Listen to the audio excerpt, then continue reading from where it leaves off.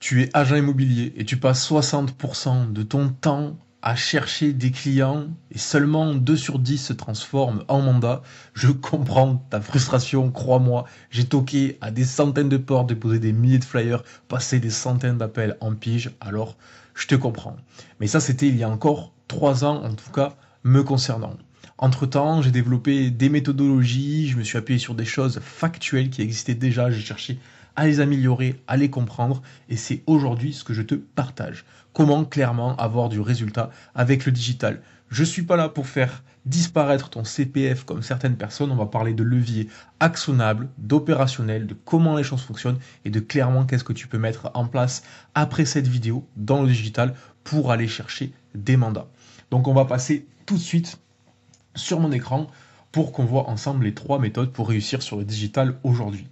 Et avant de voir ces 3 fameuses méthodes, il faut comprendre qu'il y a malheureusement 3 erreurs fondamentales qui sont souvent commises. Donc les erreurs à absolument éviter. Donc clairement, ultra important, je suis obligé de passer par là. Donc c'est l'utopie, enfin presque, on le verra plus tard, des prospects qualifiés. Donc, messieurs, dames, rappelez-vous que lorsque vous avez débuté votre métier, on vous l'a certainement appris, toutes les personnes qui vont venir toquer à votre porte de l'agence, rentrer dans l'agence ou que vous allez prospecter, qui vont vous appeler, etc., ont certainement un projet à court, à moyen et à long terme. Ce qui a des répercussions directes sur leur niveau de maturité dans leur projet immobilier. Donc, en d'autres termes, il y a souvent 4 niveaux de maturité. Pour la faire simple, on ne va pas s'attarder là-dessus. Il y a à peu près 60% qui ne sont pas conscients du besoin d'avoir un agent, quand bien même ils ont un projet. Ensuite, il y a 20% qui prennent conscience qu'ils ont besoin de vous. Typiquement, la bascule entre ces deux cas, c'est je suis propriétaire, je mets ma maison en vente sur le bon coin, puis il se passe rien ou ça se passe pas comme je veux. Donc là, je commence à me poser des questions et à me dire est-ce que j'aurais pas besoin d'un agent immobilier? Bon, vous le savez, on le sait, c'est très souvent comme ça que ça se passe. Ensuite, il y a 17% qui cherchent des informations, donc là, qui cherchent vraiment à avoir un agent immobilier. Et il y a 3% qui ont une vente imminente. Qu'est-ce que je veux dire par là? Donc ça, c'est les personnes qui ont un projet. Ça, c'est les personnes qui ont un niveau de maturité différent dans leur projet. Ce qui veut dire que vous êtes obligé de passer toutes ces étapes pour aller récolter les 3% de personnes qui vont signer un mandat avec vous aujourd'hui. Ce qui me fait rebondir sur ce que je disais précédemment, on vous vend le digital comme étant quelque chose d'ultra simple qui va aller cibler uniquement ces 3%, sauf que c'est vrai dans certains cas extrêmement précis et complexes à mettre en place. Mais du coup, les 97% du temps restant, il faut comprendre que vous êtes quand même des agents immobiliers, il faut que vous alliez apporter de la valeur à votre interlocuteur, à votre futur client, en tout cas je vous le souhaite, et surtout créer une relation de confiance pour que ce dernier vous fasse confiance lorsqu'il aura vraiment son projet abouti et qu'il sera dans ces 3%-là. Puisque que vous ayez un prospect en toquant une porte, en déposant un flyer, en l'ayant au téléphone, en faisant de la lead gen ou je ne sais quoi, dans tous les cas, il y a de grandes chances statistiquement qu'il ne soit pas dans ces 3%. Donc votre job à vous, c'est justement de le faire arriver là et d'être présent à chacune des étapes. Donc si j'appuie bien sur ce point et pour contextualiser, c'est qu'aujourd'hui on voit tout et n'importe quoi sur les réseaux sociaux et malheureusement on vous vend du rêve. Enfin, presque, et ça on le verra après. Donc la deuxième chose, le deuxième cas de figure, c'est, j'en ai très souvent qui viennent me voir comme ça, qui me disent j'ai essayé, ça n'a pas fonctionné. Ok, c'est factuel, tu as essayé, ça n'a pas fonctionné. Mais pourquoi ça n'a pas fonctionné? Encore une fois, on revient sur l'utopie dont je parlais tout à l'heure. Tout le monde vend la chose comme étant ultra simple, sauf que, mis à part certains cas, ce n'est pas non plus ultra simple si on clique sur un bouton, on fait un design tout pourri, on le met sur Facebook et boum, ça convertit. Non, c'est pas du tout comme ça que ça fonctionne, la réalité est tout autre. Mais pour vous prouver clairement que si vous avez essayé que ça n'a pas fonctionné, à part dans de très rares cas du style si vous êtes en plein Paris et que la concurrence est super rude, eh bien, il n'y a aucune raison que ça ne fonctionne pas. C'est tout simplement que vous n'avez pas fait les bonnes choses, il faut être factuel, vous êtes agent immobilier, vous n'êtes pas média buyer, vous ne savez pas faire des tunnels de vente, vous ne savez pas faire de publicité, votre métier est ailleurs, et c'est bien normal. Donc clairement, donc là, par exemple, 531 prospects sur le site web, un coût de 848 euros avec 1,60 € en moyenne par prospect. Donc je vous laisse imaginer sur 531, même si il y a seulement 3 personnes statistiques, 3% de personnes statistiquement qui sont matures dans ces 531, Donc là, je crois que c'est sur une période même pas de 6 mois. Alors l'annonce 7 mars 2025, 12 novembre, ouais, je crois que c'était 6 mois à peu près. Enfin bref, peu importe. Vous voyez quoi, les résultats parlent d'eux-mêmes, je ne vais pas alourdir le sujet. Donc là, en fait, sur tous ces prospects, donc là, par exemple, j'ai pris un compte sur Prospectimo, où il y a 447 opportunités au moment où j'ai pris ce compte-là. Donc voilà, clairement, vous voyez, il y en a 137 qui ne veulent pas d'estimation, qui ne sont pas qualifiés, ou c'est normal en fait. La réalité du marché est fondamentale et comme ça depuis le départ. Il y a des niveaux de maturité dans le commerce. Lorsque vous allez faire une vente, en tout cas vu lorsque vous voulez entamer un processus commercial avec votre interlocuteur, votre prospect, c'est c'est factuel, quoi. Faut arrêter de vivre dans une utopie, dans un rêve. Et je le sais, c'est pas votre faute. Je suis passé par là. J'ai cru à des beaux mirages également lorsque j'étais encore agent immobilier. Donc là, on voit, il y a 137 opportunités qui sont quasiment à la poubelle. Bon, à part les relances mail, et justement, c'est le but de ce genre de système, de justement pas prendre le temps de relancer tout le temps ces 531 personnes, mais d'avoir un système en arrière de vous qui fonctionne automatiquement et qui va vous envoyer des alertes lorsque votre prospect est vraiment mature, puisque ça va garder le contact avec lui. Mais on a quand même à rappeler pour caler un rendez-vous 50 personnes, rendez-vous d'estimation 50 aussi, relance automatique, donc là c'est que des rendez-vous ont été faits au téléphone ou en physique, il y en a 74. Enfin, vous voyez, si on s'y prend bien, c'est j'ai essayé, ça ne fonctionne pas, eh bien c'est derrière vous. Enfin bref, donc la première erreur, c'est vivre dans l'utopie. La deuxième erreur, c'est j'ai essayé, ça n'a pas fonctionné, alors retomber dans la première et vivre dans l'utopie de c'est trop facile. Et du coup, dernière erreur, c'est penser que c'est trop compliqué. Donc là, je vais me contredire d'une certaine manière avec ce que j'ai dit tout à l'heure, mais je vais vous contextualiser pour que vous compreniez bien. Aujourd'hui, par exemple, sur Prospectimo, ça fait 3 mois qu'il l'a rejoint, un monsieur d'une soixantaine d'années qui fait partie comment on appelle ça, d'un réseau de mandataires. Donc il est dans le top 10 France depuis plusieurs années. Donc un monsieur qui fait du prestige, etc. Qui connaît rien au digital. Mais quand je vous dis rien, c'est rien du tout. Et là, regardez les résultats qu'il a. Donc là, je vous parle d'un secteur ultra concurrentiel. Mais quand je dis ultra concurrentiel, la maison la moins chère, elle est à 1 million d'euros.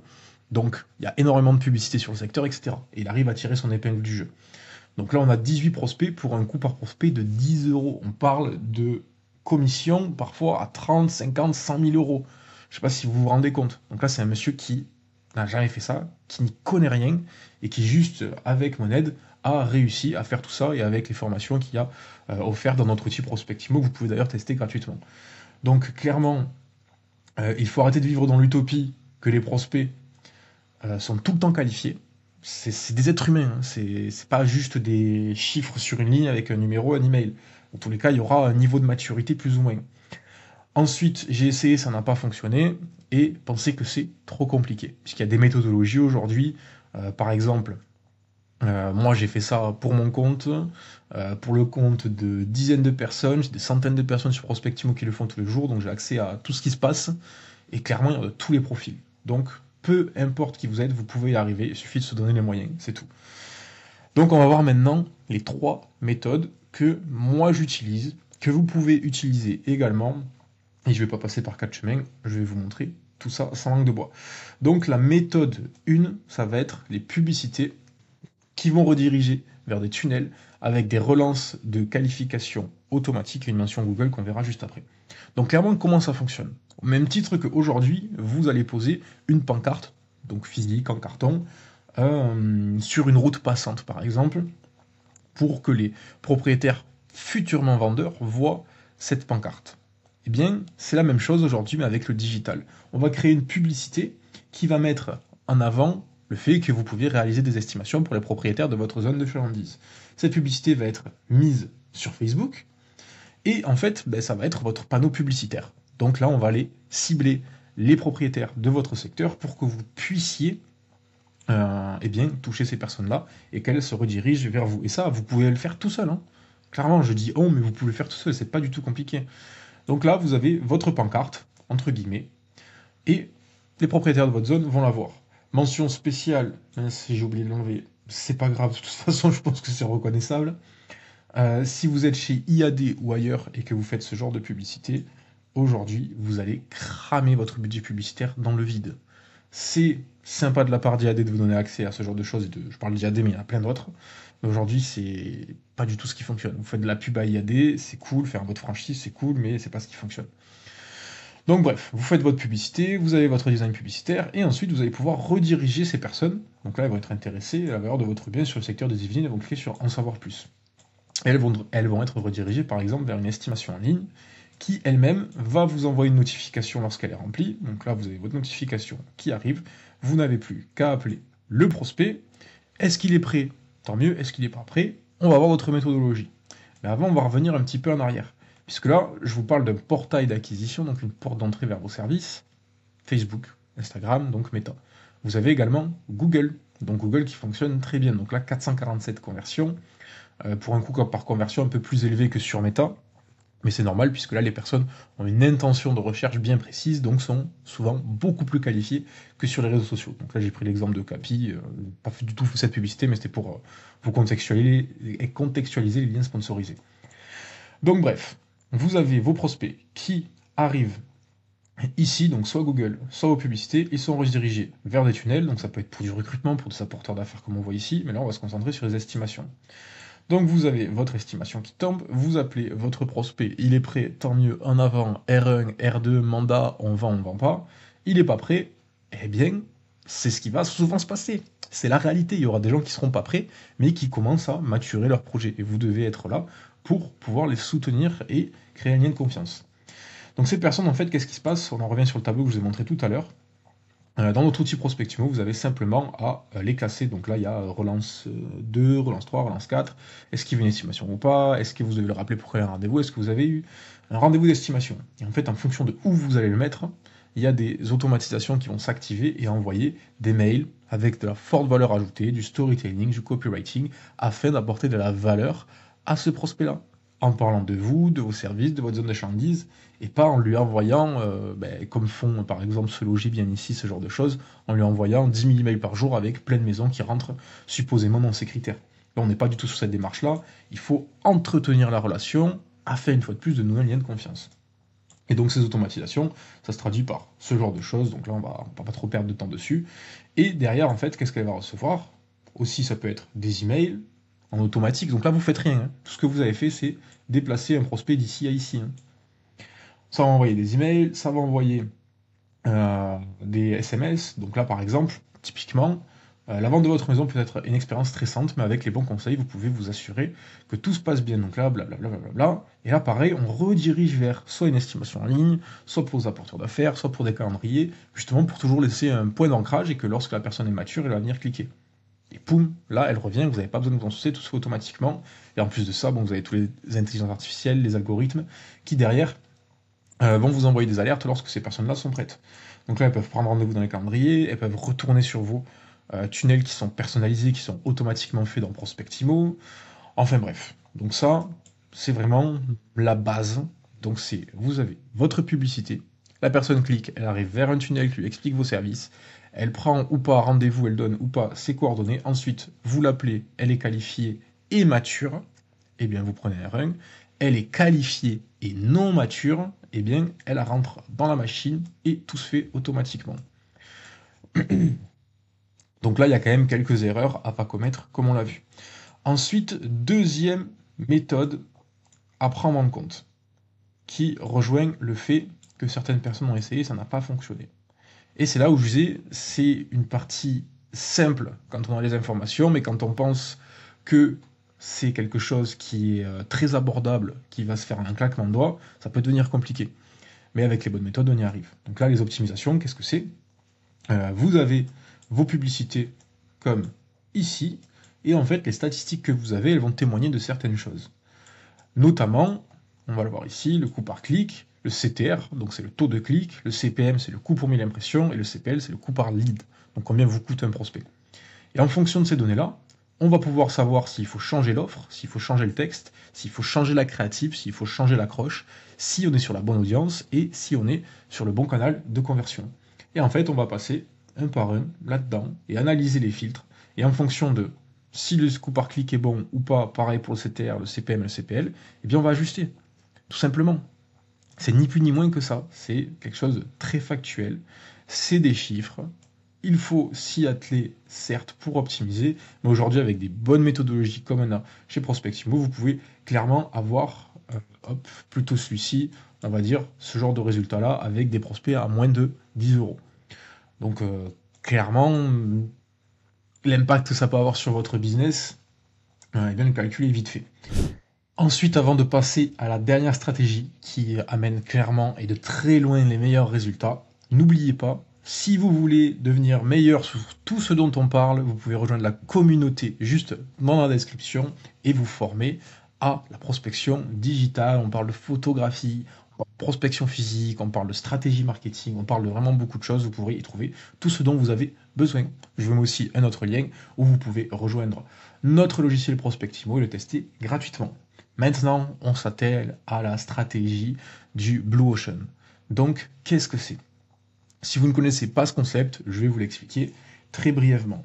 Aujourd'hui, dans l'industrie de manière générale, vous avez souvent deux types d'entreprises, ou plutôt deux positionnements qu'une entreprise peut adopter. Vous allez avoir la stratégie c'est plutôt une conséquence de l'océan rouge et la stratégie de l'océan bleu. Donc, je m'explique. Aujourd'hui, quand vous êtes dans un océan rouge, et malheureusement, vous êtes certainement dans ce cas, vous avez une compétition dans le même environnement de marché que vos concurrents. Donc en fait, vous êtes tous les mêmes. C'est composé d'entreprises centrées sur elles-mêmes et sur leur secteur d'activité. Donc aucune ouverture d'esprit sur les possibilités qu'il y a autour de vous pour sortir de cette complexité de l'océan rouge. Compétition limitée au marché existant et délimité, puisque vous faites partie de cet océan qui est capitonné et capé par des règles que tout le monde souhaite respecter, puisque vous êtes tous semblables, eh bien vous êtes capé dans votre progression et vous subissez les limites de votre marché. Ensuite, il y a l'objectif qui est de battre la concurrence et de lui prendre ses clients. Bon, ça, on va pas aller plus dessus. On va exploiter la demande existante. Donc, vu que vous n'avez aucune différenciation, vous êtes comparé à tout le monde et vous devez exploiter la demande qui est malheureusement existante. Ensuite, vous allez offrir une valeur ajoutée sur un produit ou un service existant en acceptant l'arbitrage entre la différenciation et la domination par des coûts. Donc, en gros, si je vais contextualiser, c'est je suis un propriétaire, je cherche une agence, j'ai deux agences en face de moi, le service existant est exactement le même, donc je suis obligé d'accepter l'arbitrage du futur client et la différenciation et de la domination par les coûts. En gros, je vais me dire, si j'ai le choix A et le choix B qui m'apportent la même chose, lequel me coûte le moins cher? Et là, bam, vous tombez dans ce fameux supplice de la comparaison des commissions d'agence puisque vous n'avez aucune différenciation. Ensuite, vous allez vous adapter aux tendances économiques au fur et à mesure qu'elles se présentent. Donc, en gros, si vous êtes dans la catégorie rouge, vous êtes dans la merde. Pour parler crûment, c'est la pire des positions que 99% des agences subissent. En comparaison à ça, vous avez la Blue Ocean Strategy, donc c'est la création de nouveaux environnements de marché. Donc vous allez pouvoir mettre vos propres limites, composer d'entreprises centrées sur une offre commerciale capable de créer un marché sans concurrent. On va y venir juste après. Rendre toute compétition inutile car l'offre est sans équivalent sur le marché. Oui, c'est clairement possible aujourd'hui et je vais prendre un exemple très concret. Créer et capte une demande nouvelle, cette stratégie vise de nouveaux marchés. Créer et capturer une nouvelle demande, utiliser le concept d'innovation-valeur ou d'innovation utile qui cumule différenciation et domination par les coûts. Donc là, en gros, vous allez avoir un élément tellement supérieur aux autres agences qu'on ne vous comparera plus à ces autres agences et que vous allez dominer le marché quand bien même vos coûts sont supérieurs à la concurrence qui ne l'est plus vraiment dans le cadre d'un océan bleu. Ensuite, vous allez pouvoir créer et façonner la tendance économique en créant une demande nouvelle, puisque vous allez arriver sur le marché avec une nouvelle offre, un nouveau positionnement qui va clairement vous démarquer, qui va vous rendre incomparable. Donc, là, il y a un petit résumé ici, et on va prendre un exemple très concret, puisque je sais que ça peut être très vaste. Je me suis moi-même posé le questionnement pour d'autres projets personnels sur l'océan bleu, puisque c'est quelque chose qui me passionne et qui clairement aujourd'hui fait en sorte que vous puissiez tirer vos cartes du jeu. Donc j'ai pris l'exemple des agences traditionnelles versus les agences en ligne. On va prendre la plus connue, qui je crois n'a pas du tout fonctionné, qui s'appelle l'agence de papa, je dis pas de conneries. Donc là, je vous vois déjà rire derrière vos écrans et vous avez raison. Vous allez me dire, le mec, il nous pitch depuis 5 minutes sur les océans alors que j'en ai rien à taper de la pêche, ou je sais pas quoi. Et là, maintenant, il nous prend l'exemple des agences de papa qui se sont complètement ratatinées. Eh bien, pour vous donner un exemple très concret, je ne citerai pas son nom, mais j'ai dans mon portefeuille une agence en ligne qui fait que ça, un peu le même modèle que les agences de papa, et qui clairement cartonne. Là, je vous parle de peut-être 40 ventes par agent et par an, quoi. Donc, c'est énorme. Mais en fait, comment est-ce qu'on fait pour sortir de cet océan rouge? Donc là, je prends l'exemple des agences en ligne, mais c'est pour vous expliquer, hein. Donc, vous avez ce qu'on appelle la matrice d'Erac. Donc, c'est éliminer, réduire, augmenter, et le dernier, je me souviens plus. Donc, en gros, quand vous avez un client qui va vous comparer à une agence, il va prendre plusieurs points. Donc, notamment, le premier, les frais d'agence. Ensuite, il va comparer l'expérience client, les services digitaux, marketing et visibilité, le nombre de mandats, la qualité des biens, l'accompagnement juridique, le réseau d'autorité et la personnalisation. Là, j'en ai mis beaucoup, on peut le réduire. Donc, en fait, ça va être comme des piliers qui, en fonction de leur hauteur et de leur qualité, vont être choisis comme étant différenciants par votre prospect. Mais aujourd'hui, si je devais mettre toutes les courbes de toutes les agences traditionnelles qu'il y a sur le marché en France, eh bien, tout le monde aurait la même courbe, puisque personne n'est différent. Donc lorsqu'on fait une matrice d'Erac, il faut accepter d'éliminer, d'être moins bon dans un endroit qui n'est pas une DAS primordiale pour votre prospect. Donc je ne vais pas rentrer plus en détail, après ça va devenir complexe, mais en gros, vous devenez complètement différent. Donc là, les agences en ligne, en l'occurrence, elles ont des frais d'agence réduits, une expérience cliente qui par conséquent est réduite puisqu'il n'y a pas de physique ou très peu, des services digitaux qui par contre eux sont bien plus élevés, etc., etc. Donc ce que je veux vous dire par là, c'est qu'il y a des moyens aujourd'hui de ne plus être dans cet océan rouge en plein centre de la concurrence et d'aller venir dans cet océan bleu. Il y a des méthodologies pour ça, notamment comme je parlais de la matrice d'Erac. Donc je sais que ça peut être très flou pour nombreux d'entre vous tout ça, mais aujourd'hui, par exemple, si on prend l'exemple des agences en ligne, il y a certaines franchises qui cartonnent, mais qui sont en train de tout déchirer, qui arrivent en sous-marin, que personne ne voit. Donc là, je vous parle quelque chose, j'ai vraiment vu les chiffres. Et pourquoi? Tout simplement car elles sont sorties de cet océan rouge et elles sont passées dans l'océan bleu. Donc je vous invite à maturer tout ça. Ce genre de changement stratégique, de positionnement avec des garanties très fortes, c'est également des choses que l'on propose. Donc si ça vous parle, que vous êtes une agence, que vous fonctionnez bien et que vous voulez aller être le référent de votre zone, que tout le monde pense à vous et uniquement à vous, eh bien n'hésitez pas à m'envoyer un petit message. En attendant, je vous souhaite une très bonne journée et n'hésitez pas à rejoindre la communauté dans la description. Ciao.